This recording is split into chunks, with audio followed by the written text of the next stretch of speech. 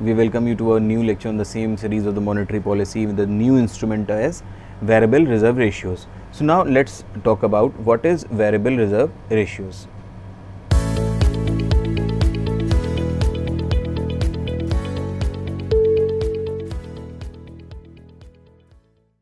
हमारे सामने ये बात आ चुकी है कि earlier there were two instrument जिसके बारे में हम लोगों ने बात की, बैंक रेट, और दूसरी हम लोगों ने बात की ओपन मार्केट ऑपरेशंस के बारे में। और ये दोनों अपने कुछ क्रिटिसिज्म थे इन दोनों में। प्रैक्टिकली जब इनको अप्लाई किया गया, थियोरेटिकली तो बातें बहुत सारी क्लियर हो गई, लेकिन जब इसको प्रैक्टिकली अप्लाई किया गया तो कुछ प्रॉब्लम्स, कुछ क्रिटिसिज्म इनको फेस करना पड़े इन दोनों थ्योरीज़ को।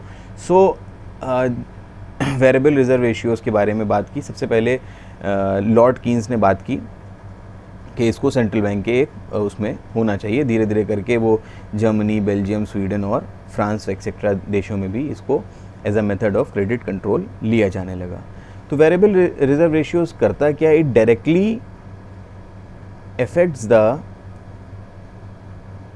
इसका बेसिक काम क्या है? Directly affects the reserve with the banks.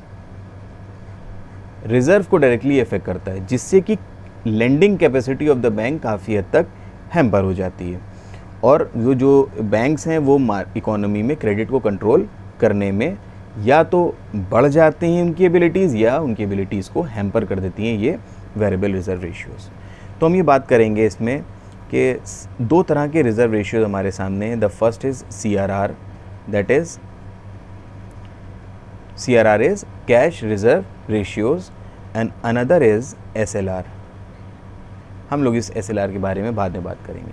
CRR क्या है? CRR एक वो रिज़र्व है जो कि कमर्शियल बैंक को सेंट्रल बैंक के पास हर हालत में रखना ही रखना है।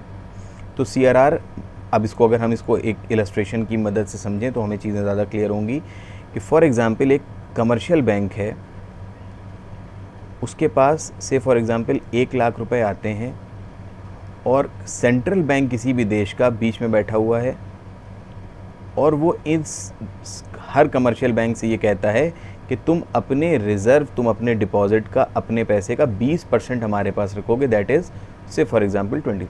This is just an example that the CRR is 20%। In fact 20% CRR नहीं होता है, 20% के अराउंड SLR आएगा, 24-25% के अराउंड, और CRR लेस देन 10 के अराउंड ही रह रहा है।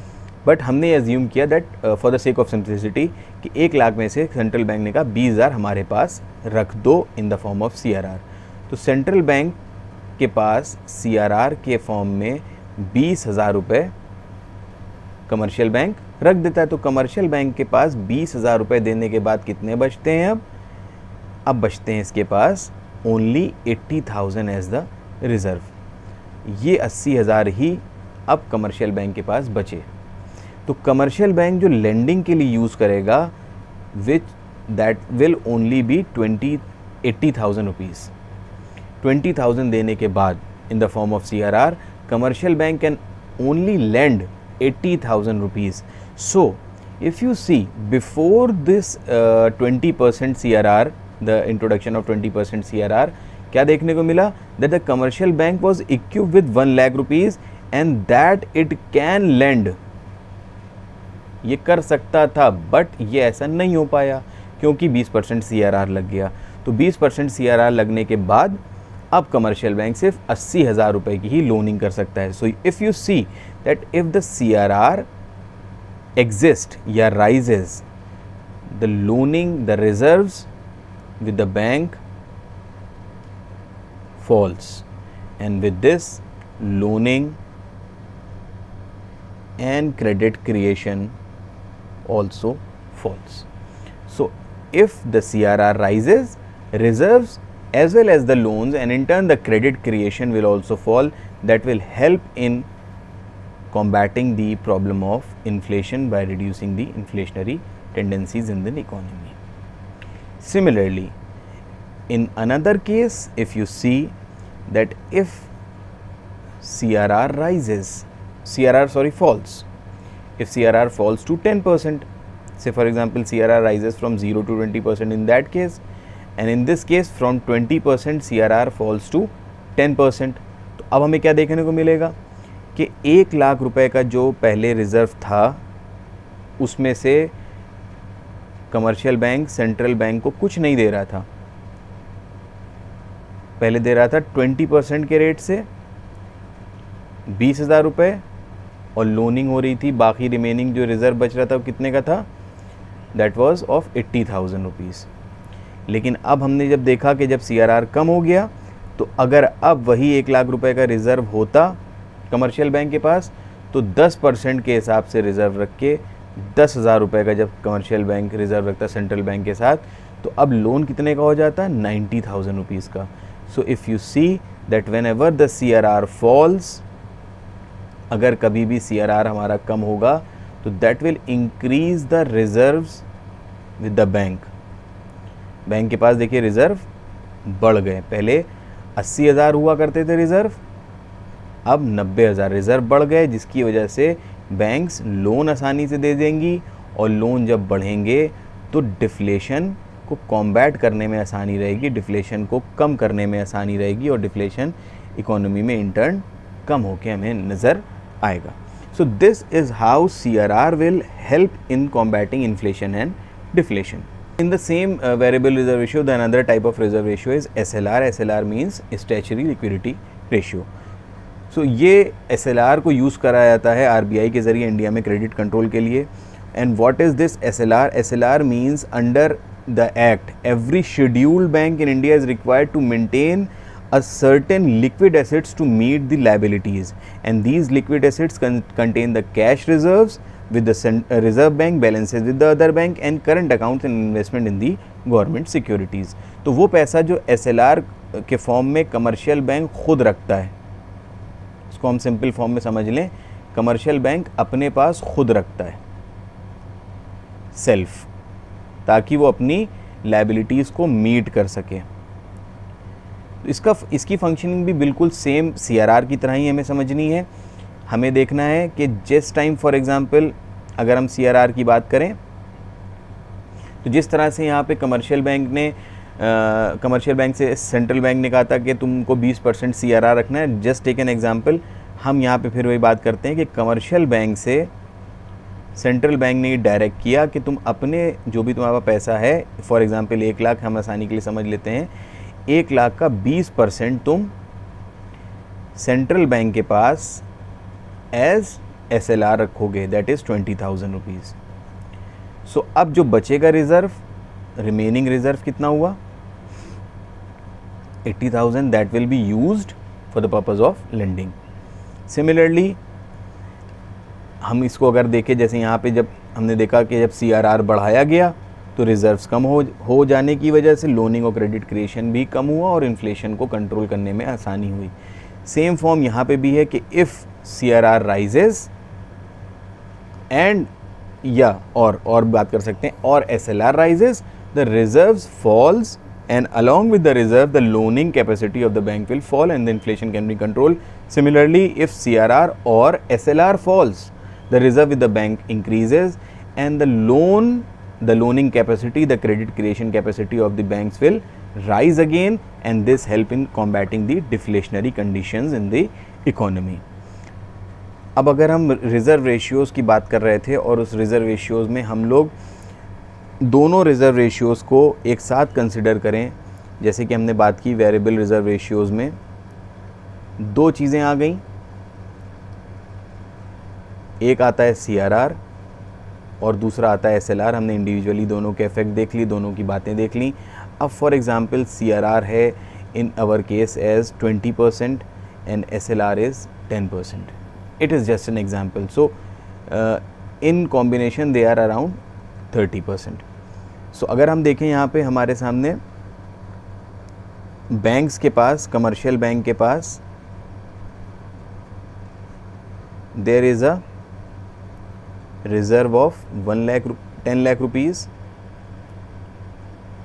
10 lakh में से they are required to pay 20% as CRR to the central bank, and remaining 10% this commercial bank has an obligation to keep as SLR. So from this 10 lakh, 2 lakh will be forwarded to commercial bank in the form of CRR, and 1 lakh will be kept as SLR with the bank itself. Now in all, this commercial bank is now left with 10 lakh minus 3 lakh, that is 7 lakh rupees, and now this commercial bank can only help in lending 7 lakh rupees in an economy. तो हमने ये देखा कि commercial ये हमारे सामने starting हुई कि जब भी CRR और SLR को हमने लगाया कमर्शियल बैंक के उन डिपॉजिट्स के ऊपर, तो हमारे पास रिज़र्व्स 10 लाख से घट के 7 लाख हो गए। सिमिलरली अगर इसको बढ़ा दिया जाए, अगर हम इसको सिर्फ एक कैलकुलेशन के फॉर्म में समझें कि अगर ये रिज़र्व अब ये 30% से, ये दोनों रिज़र्व बढ़ा के इन ऑल 30% से बढ़ा के 40% कर दिए जाएं, तो now commercial bank will be equipped with only 6 lakh rupees. So if you see that if the reserve either in the form of CRR or SLR rises, the loaning capacity of the bank will fall. The loaning capacity or the reserves available with the bank for loaning purposes will fall. और उससे क्या नतीजा निकलेगा? जब loaning capacity कम हो जाएगी तो market में लोन कम होने की वजह से इन्फ्लेशन को कंट्रोल कर लिया जाएगा। सिमिलरली अगर दूसरा केस हम देखें इसी का,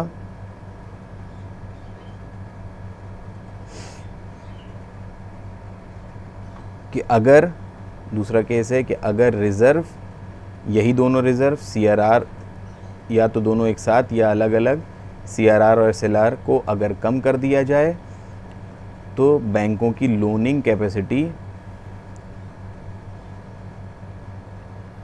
विल राइज, और उसकी वजह से लोन्स मार्केट में बढ़ जाएंगे, लोगों के पास क्रेडिट बढ़ जाएगा, और जो मार्केट में डिफ्लेशनरी कंडीशंस थी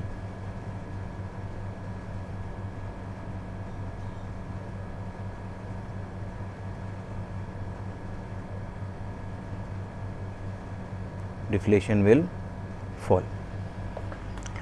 तो हमारे सामने ये चीज़ आई कि वेरिएबल रिजर्व रेशियोज़ की मदद से हमने किस तरह से इन्फ्लेशन और डिफ्लेशन को कंट्रोल किया। हम इसको पॉइंट आउट करें तो जब ये रिजर्व्स बढ़ाए जाएंगे तो लोनिंग कैपेसिटी हमारी क्या होगी? कम हो जाएगी। लोनिंग कैपेसिटी कम होने से हमारे रिजर्व्स और कम होंगे, रिजर्व कम होने से लोनिंग कैपेसिटी कम हो रही है। अब जब लोनिंग कैपेसिटी कम होगी तो जो क्रेडिट मल्टीप्लायर फॉरवर्ड में अच्छी तरह वर्क कर रहा था, अब वही क्रेडिट मल्टीप्लायर रिवर्स में वर्क करेगा। और एक तो इस लोनिंग कैपेसिटी से कम होने से इन्फ्लेशन कम हो रहा है, और दूसरी चीज़ इस लोनिंग कैपेसिटी से क्रेडिट मल्टीप्लायर पे भी एक डबल इफेक्ट पड़ेगा जो कि रिवर्स में आ जाएगा, और इन्फ्लेशन को डबल सेटबैक पड़ेगा और इन्फ्लेशन दो तरफा अपनी स्पीड से कम हो जाएगा।